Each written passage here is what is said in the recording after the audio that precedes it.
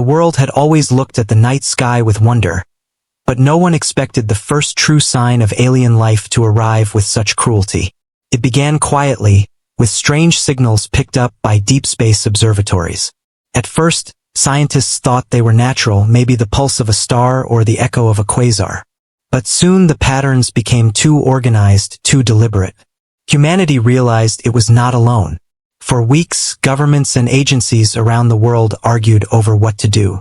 Some wanted to send a greeting, a message of peace and unity, hoping that the beings behind the signals were friendly explorers. Others warned that no advanced civilization would reach out in such a way unless it had already chosen Earth as its target. Ordinary people, watching the news, felt a mix of fear and excitement. The idea that humans were not alone had always lived in books, movies, and stories. But now it was real, and reality was never as kind as fiction. Then the skies changed. Without warning, massive ships appeared in orbit. They were not sleek and shining like in Earth's movies, but cold and brutal, built for war, not peace. They blotted out the stars as they moved into position. Satellite networks went dark within hours, as the newcomers destroyed them systematically, leaving Earth blind and cut off. Television signals, internet connections, and even military communication lines began to fail. Panic spread through cities when people realized that the strange shadows above were not human creations. The Galactic Council, as humanity would later learn to call them, did not waste time with friendship. Their first transmission was not a greeting but a demand. A cold, mechanical voice translated into hundreds of Earth's languages ordered the planet to surrender. The message declared Earth property of the Council, and humanity was to give up control of their governments, their resources, and their future. The invaders promised that those who obeyed would survive under Council rule. Those who resisted would be erased. At first, people could not believe it. World leaders scrambled for answers, holding emergency meetings across every continent. Was this some kind of trick, a hoax, or even an experiment gone wrong? But the truth arrived faster than their doubts could fade. One of the alien ships unleashed a weapon above the Pacific Ocean. The blast was not nuclear, but it boiled the water for miles and sent a wave crashing into coastal cities. Millions died in a single demonstration. The Council's message was clear. This was not a negotiation. It was conquest. The people of Earth watched in horror as news outlets tried to report, though many were already offline. Cell towers and communication satellites kept falling one by one. In New York, people stood in the streets staring up at the alien ships that hovered like vultures in the sky. In Tokyo, families hid underground as strange glowing projectiles burned across the sky. In Africa, villages prayed together, unsure if dawn would even come. Humanity had dreamed of meeting other worlds, but never like this. The invaders thought fear would be enough. To them, Earth was nothing more than a minor world, full of a primitive species with outdated weapons. They had conquered dozens of planets before and expected the same here. Their arrogance blinded them to what made humanity different. But in those early days, no one knew what would come. What they did know was that Earth had been challenged, and submission would mean slavery for generations. The Council continued to tighten its grip. They positioned their ships in orbit to block any launches into space. They destroyed key power grids from above, plunging entire nations into darkness. They targeted Earth's military bases, wiping out fleets of aircraft and warships before they could even move.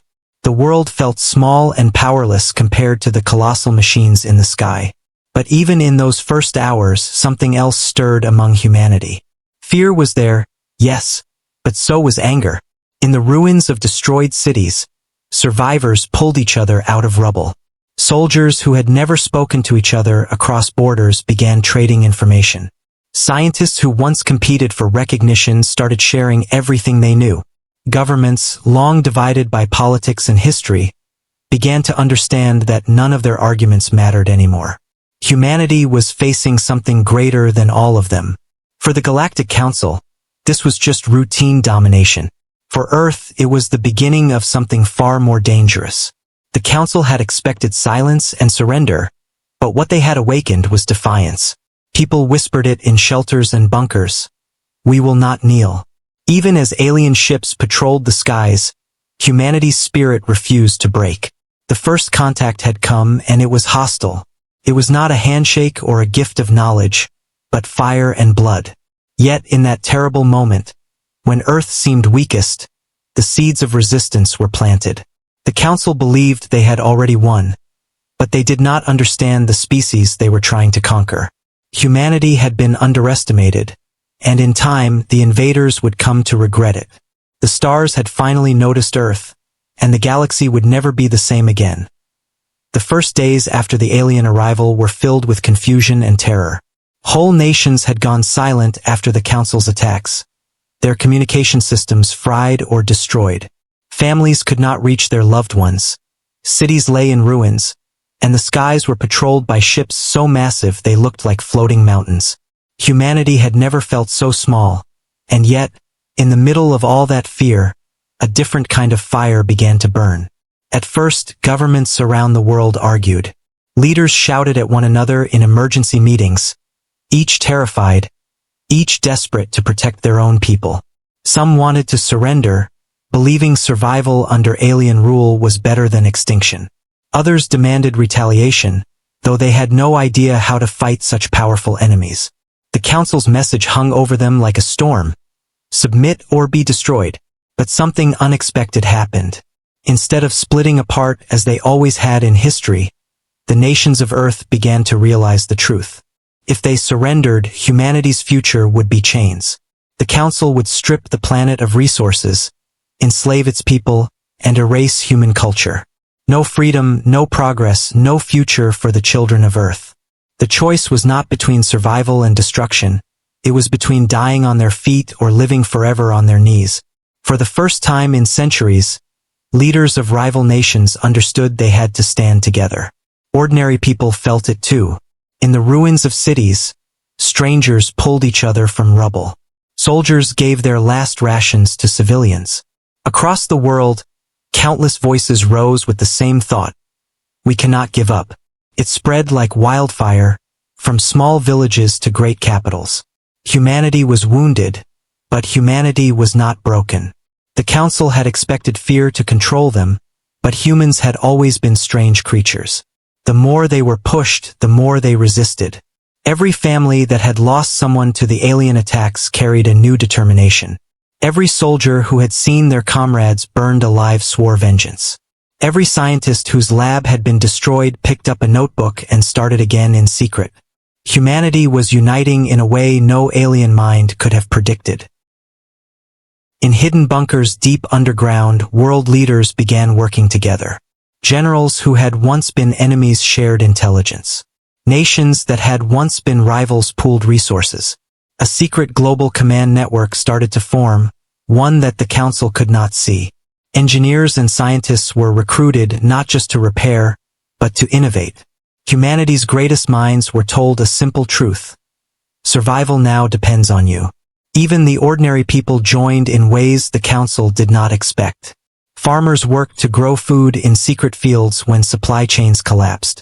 Families sheltered soldiers and scientists, keeping them hidden from alien patrols. Hackers and programmers, once criminals in the eyes of the law, became weapons in humanity's defense, breaking into alien signals, stealing fragments of information. Humanity was not just fighting with guns, but with every tool, every talent, every stubborn breath they had left. The Council believed Earth was already theirs, but the humans refused to bow. In their arrogance, the aliens underestimated what desperation and unity could achieve. Humanity had always been divided, but when faced with extinction, they found strength in each other.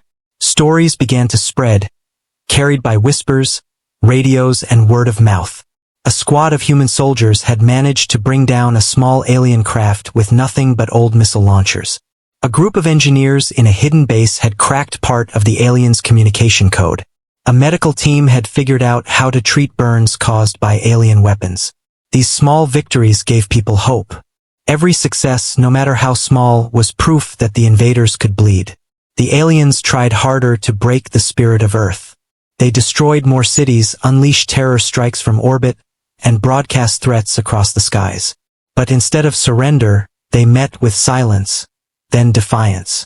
Humans painted resistance symbols on walls. Children whispered stories about the day Earth would strike back. The fear the council tried to spread was being reshaped into anger. It was not easy. Millions still lived in fear. Millions still doubted whether humanity had a chance. But the fire of resistance burned too brightly to be put out. People remembered their history, how their ancestors had survived plagues, wars, disasters, and tyrants. Humanity had been beaten down many times before, yet had always risen again. This invasion would be no different.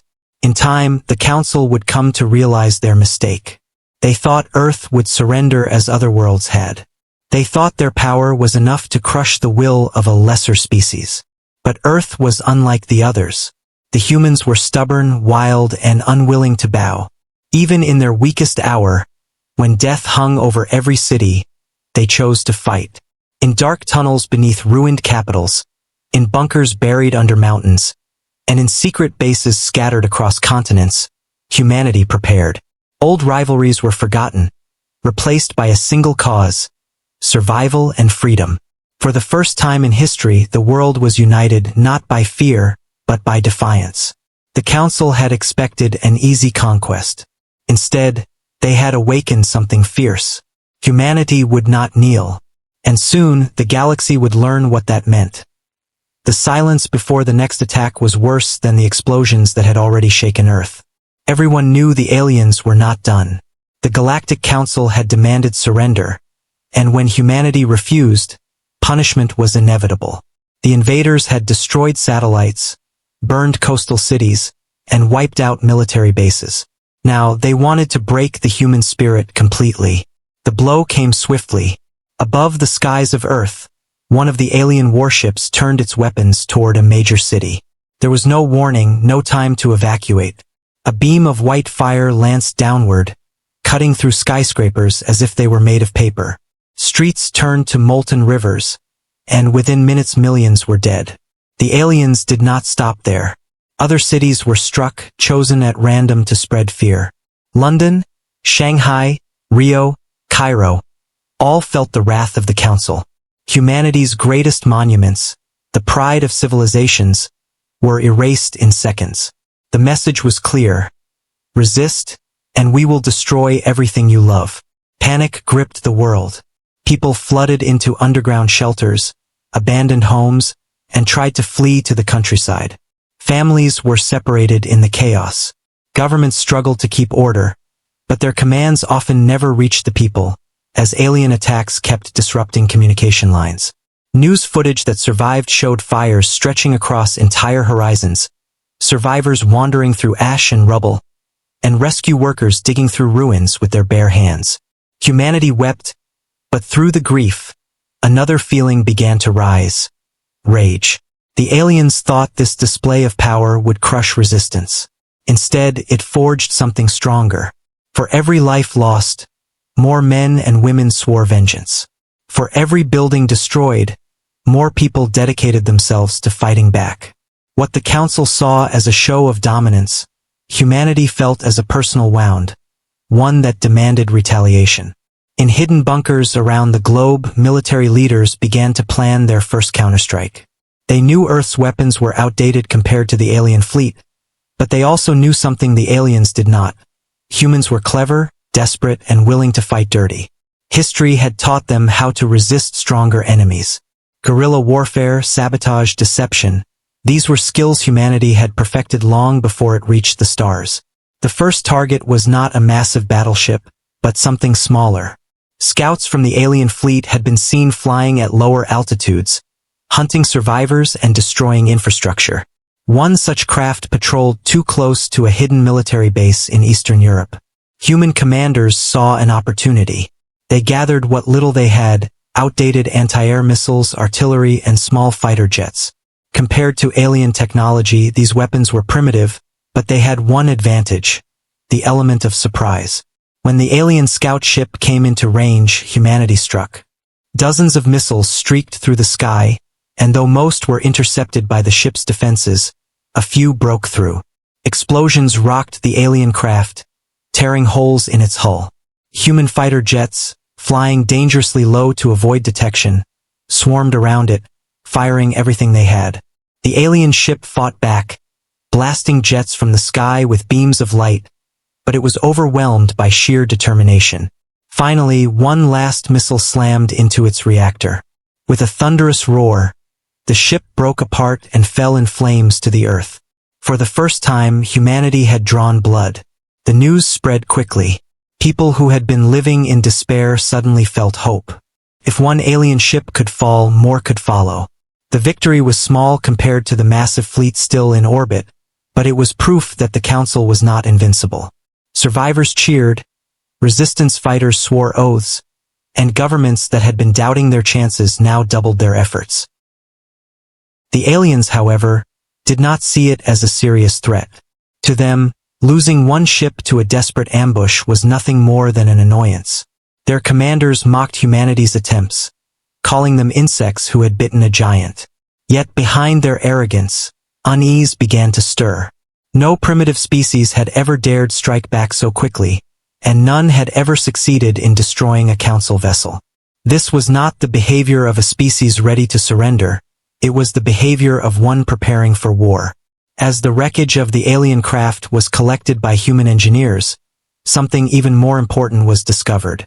Pieces of alien technology survived the crash. Weapons, armor, fragments of the reactor, even data cores. All became priceless treasures. Scientists rushed to study them, eager to unlock secrets that could level the battlefield. For the first time, humanity had more than just rage. They had alien technology to learn from. The cost of that first blow was heavy. Hundreds of human soldiers died in the battle. Fighter pilots who had flown into impossible odds never returned. Civilians near the crash site were killed in the firestorm that followed. But their sacrifice was not in vain.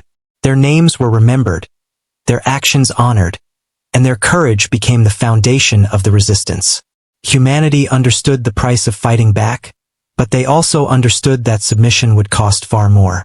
The Council retaliated with more strikes, burning more cities in rage, but it was too late. The spark had already been lit. Humanity had proven to itself that it could fight. Fear was still there, but now it mixed with determination. The first blow had been struck, and nothing would ever be the same again. Across the world, whispers spread, "We can win." The aliens had shown their cruelty, and humanity had answered with defiance. The war for Earth had truly begun, and though the odds were impossible, humanity was ready to fight to the last. The wreckage of the first downed alien ship was more valuable than gold. As soon as the fires cooled and the smoke cleared, human engineers, scientists, and soldiers swarmed the site. Pieces of alien metal that glowed faintly, shards of armor that no human bullet could pierce, and fragments of strange machines were carried into secret laboratories. For the first time since the invasion began, humanity had something new: knowledge. The Council had never worried about their technology falling into enemy hands. In their arrogance, they believed no lesser species could ever understand it. But humans were not like the others the Council had conquered. Humans were desperate, clever, and most of all, curious. Every scrap of alien machinery became a puzzle, and humanity loved solving puzzles. In underground bunkers and hidden bases, teams of scientists worked without rest. They cut open alien weapons, traced their wires, and studied their strange glowing cores. First, nothing made sense. The materials were unknown, the energy sources impossible to explain, and the circuits too advanced. But humans had one gift that made them dangerous. They adapted.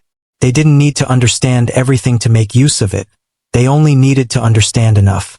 One team discovered that alien energy cells could be modified to power human vehicles. Tanks and jets that had been grounded due to fuel shortages suddenly roared back to life, faster and stronger than before. Another group of scientists figured out how to rewire a piece of alien shielding, turning it into a crude but effective armor for bunkers. Even something as simple as the alien metals became useful. They were nearly indestructible, but human blacksmiths and engineers began shaping them into blades, bullets, and armor plates.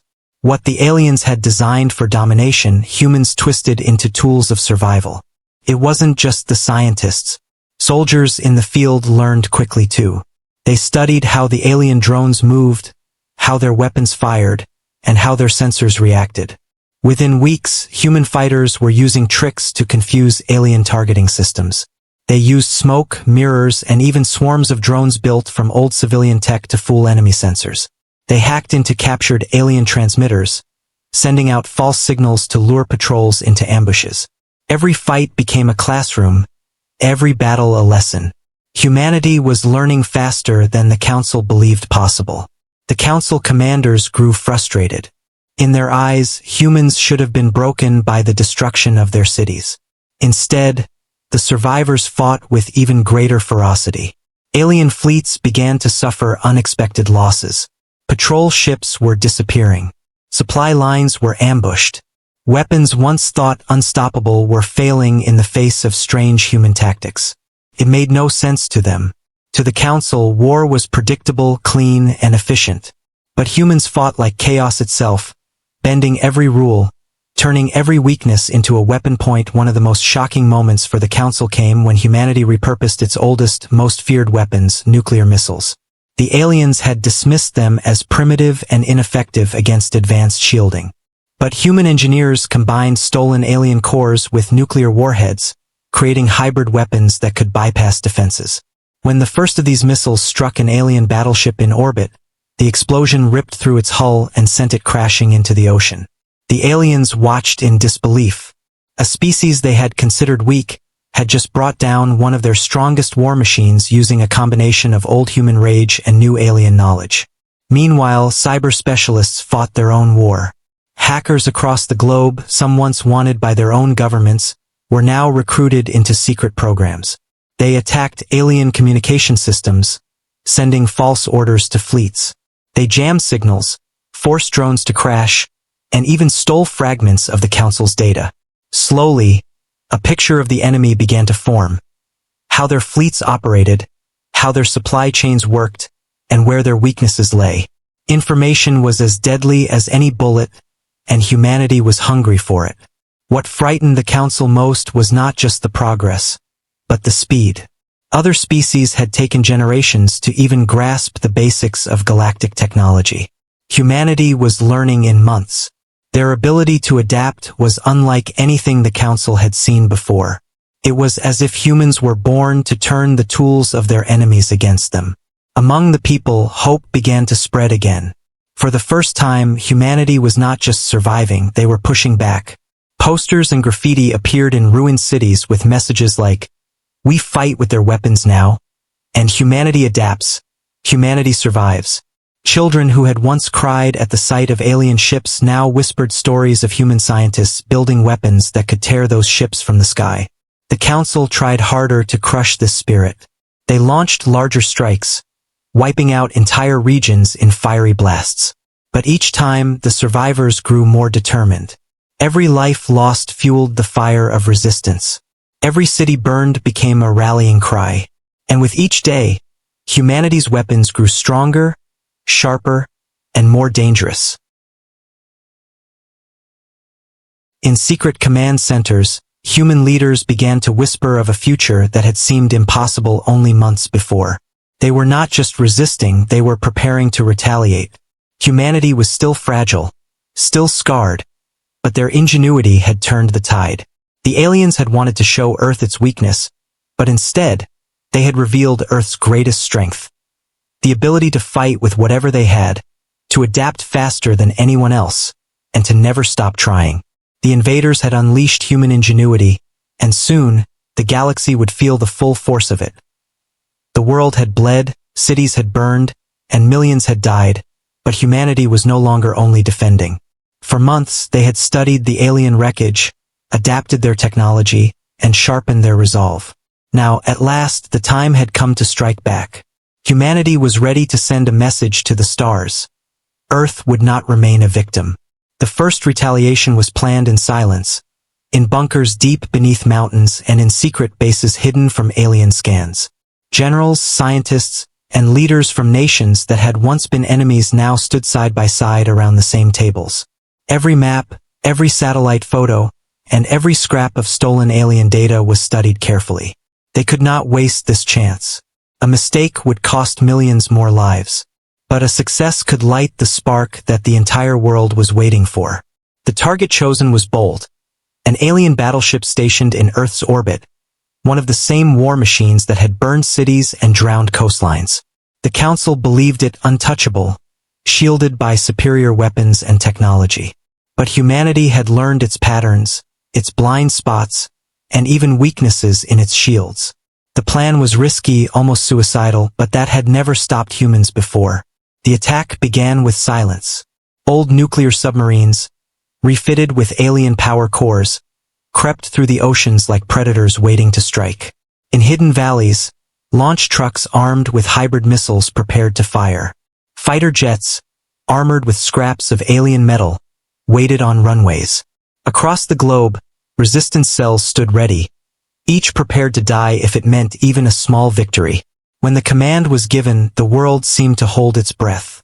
The submarines fired first. Massive missiles shot from beneath the waves, streaking into the sky.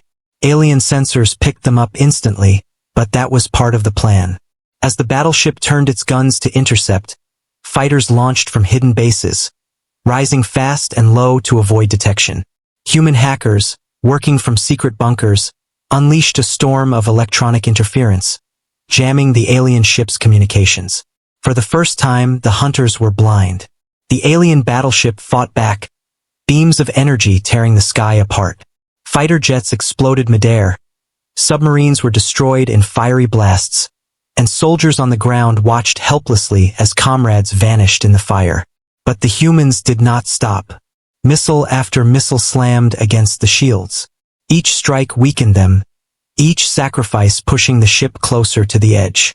Finally, one missile broke through. It was not the strongest, but it carried a warhead enhanced with stolen alien cores. When it struck, the shield shattered like glass. The next wave of missiles tore into the ship's hull, ripping open its massive body. Explosions blossomed across its surface as fire consumed it. A war machine that had once seemed like a god's weapon now looked like a dying beast. The final blow came from the ground. A hidden railgun, built from salvaged alien parts and human ingenuity, fired a single shot. The projectile punched through the weakened battleship, tearing it in half. With a thunderous roar, the ship broke apart, burning as it fell from the sky. Its wreckage crashed into the ocean, sending waves across distant shores. For a long moment, the world was silent. Then, across the globe, cheers erupted. Humanity had destroyed its first alien battleship. It was more than a victory, it was proof that the Council could be hurt, that the invincible were not truly invincible. People who had been hiding in fear came out into the open, shouting, crying, celebrating. Resistance fighters raised their fists in triumph. Children who had lived in terror smiled for the first time since the invasion began. The Council, however, was shaken. Reports flooded into their command centers, and for the first time in their long history of conquest, they were forced to acknowledge that a primitive species had destroyed one of their greatest ships. It was not supposed to be possible. Other worlds had fallen without resistance. But Earth was different, and the humans were proving to be more dangerous than expected. In retaliation, the Council unleashed more attacks, striking cities with brutal force. But each act of destruction only fueled humanity's determination. Every bombed-out ruin became a rallying point. Every crater became a grave that demanded vengeance. The Council could destroy cities, but they could not destroy the human spirit. Humanity's retaliation did not stop with one ship. Resistance cells launched daring raids on alien supply depots, capturing weapons and food meant for the invaders. Guerrilla fighters ambushed patrols in forests, deserts, and mountains. Even civilians joined the fight, sabotaging alien equipment with whatever they had, homemade explosives, hacked drones, or even stolen tools from the wreckage. The war had changed. Humanity was no longer prey hiding in the shadows. They were wolves, striking from the dark. The most important change, however, was psychological. Before, the galaxy had seen Earth as a victim, a planet to be conquered. But now, whispers spread across the stars. Traitors, mercenaries, and even Council allies began to hear the same story. The humans had destroyed a battleship. A minor world had struck back. The impossible had happened, and if it could happen once, it could happen again. For Earth, it was only the beginning. The price of that victory was high. Countless soldiers had died, entire cities had been wiped out in revenge, and the planet still lay scarred and broken. But now there was hope, and hope was the most powerful weapon of all. Humanity had shown that they would not simply defend, they would retaliate. And as the Council watched with growing unease, they began to realize that the war they thought would be quick and easy had only just begun. The destruction of the alien battleship had shaken the galaxy, but for the Council, it was an insult that could not be ignored. Their pride was wounded, and their leaders raged in their shining halls far beyond the stars. How could a primitive species dare to challenge their authority? How could Earth, a minor world with crude weapons, destroy one of their finest war machines? The answer seemed unthinkable, so they convinced themselves it was luck, a mistake that would never happen again. To erase the embarrassment, they sent more fleets toward Earth. Massive armadas appeared in orbit, filling the skies with fire. The Council believed that sheer numbers would overwhelm humanity. They would drown Earth in power, and when it was over, the humans would finally kneel. But the Council still didn't understand the one thing that made humanity dangerous. Every attack only made them stronger. The world had already bled, already suffered the worst, so there was nothing left to fear. Cities lay in ruins, but underground factories worked day and night. Engineers rebuilt old machines, mixing alien tech with human steel. Pilots trained in secret bunkers, ready to launch at a moment's notice. Hackers broke deeper into alien systems, stealing codes and secrets the Council thought were safe. Every nation that once stood alone was now united under one banner. Humanity had been divided for centuries, but the invasion had changed them. For the first time in history, they fought as one people. When the Council fleets began their assault, Earth was ready. Alien weapons lit up the night skies, raining destruction on military bases and surviving cities. But this time, humanity did not scatter in panic. Instead, coordinated defenses roared to life. Shield generators, crude copies of alien designs, protected hidden bunkers. Anti-air batteries fired hybrid missiles, tearing into the first wave of invaders. Old fighter jets, now upgraded with alien cores, shot through the clouds faster than ever before. Humanity had turned desperation into power. The Council pressed harder, confident that their superior firepower would crush Earth. But then humanity revealed its greatest secret: orbital strikes. Using salvaged alien technology, human engineers had turned satellites and hidden launch platforms into weapons. They fired beams of energy and railgun projectiles into the skies, tearing through alien hulls. Entire Council fleets were caught in the crossfire, burning as they fell into the atmosphere. For the first time, the battle was not one-sided. The turning point came during a massive assault above Europe. The Council had deployed 3 of their strongest warships, supported by swarms of drones. They expected another easy victory, but instead, they found themselves trapped. Human hackers jammed their communication networks, cutting them off from reinforcements. Ground forces launched wave after wave of missiles, forcing the ships to spread their shields thin. Then, from hidden mountain bunkers, Earth's newest weapon was unleashed: captured alien cannons mounted on human-built frames. The blasts tore through the lead warship, splitting it apart in a chain of fiery explosions. The second ship, desperate to escape, tried to ascend into orbit, but waiting there was a squadron of human-built hybrid fighters. They struck fast, delivering nuclear-enhanced warheads directly into its engines. The ship lit up the sky as it fell, a flaming reminder that humanity would not bow. The final ship fought harder, determined not to fall like the others. But even it was no match for the swarm of human forces. Soldiers on the ground fired railguns into its belly, while submarines launched missiles from the sea. When it finally exploded, the roar shook the heavens, and the cheers of survivors echoed across the ruins below.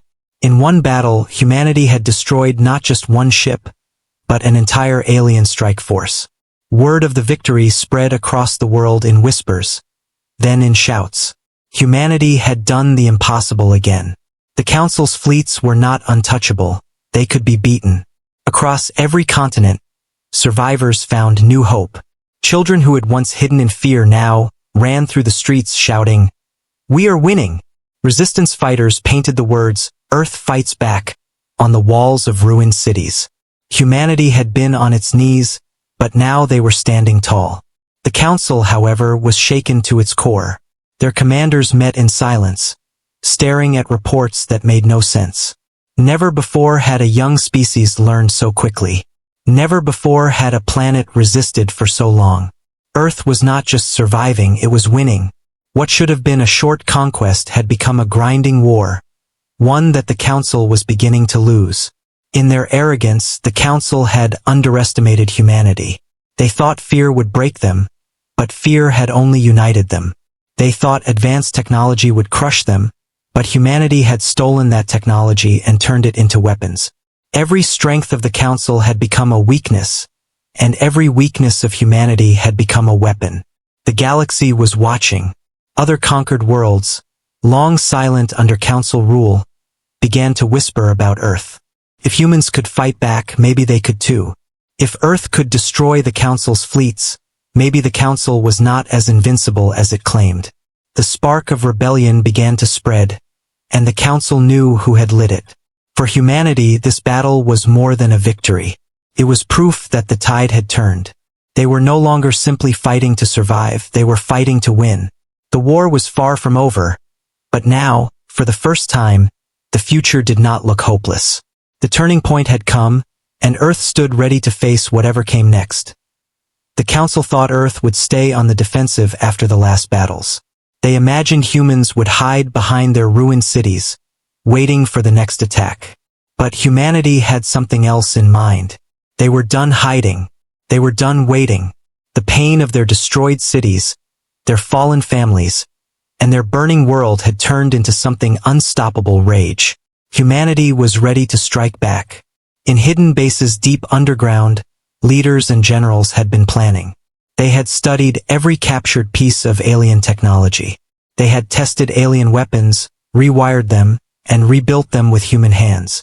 They had trained pilots in secret simulators and taught soldiers how to fight like never before. Now, humanity was not just reacting to the enemy's moves. They were making their own. For the first time since the invasion began, Earth would take the fight into space. The retaliation began in silence. Massive ships, built from the wreckage of fallen alien cruisers, rose from Earth's atmosphere. They were rough, ugly, and not as sleek as the Council's warships, but they were powerful. Each one carried weapons the aliens thought humans could never use. On their hulls, painted in bold white letters, were words like vengeance and freedom. The crews who boarded them were not afraid to die. They had already lost everything. The first strike targeted an alien supply convoy orbiting near Mars. The Council used these convoys to move food, weapons, and fuel across the system. The humans knew if they could destroy these lines, the enemy fleets would grow weaker. Hidden behind Mars' shadow, human ships waited. When the convoy entered the trap, missiles, railguns, and energy beams tore into the alien transports. The Council's escorts scrambled to defend, but they were caught completely off guard. Within minutes, the convoy was gone, its wreckage drifting in space like broken bones. Humanity's retaliation had begun. The news spread fast. Across Earth, people cheered. For years, they had seen the Council as untouchable gods in the sky, but now those same gods were bleeding. For the first time, Earth wasn't just defending. It was striking fear into the hearts of its enemy. The Council, furious and humiliated, sent more fleets to crush these human rebels. But humanity had prepared. Using stolen alien codes, hackers confused the fleets, sending them false signals and luring them into ambushes. Human submarines launched missiles from the seas, hitting targets in orbit. Fighter squadrons flew through alien formations like swarms of angry wasps, striking hard and vanishing before the enemy could react.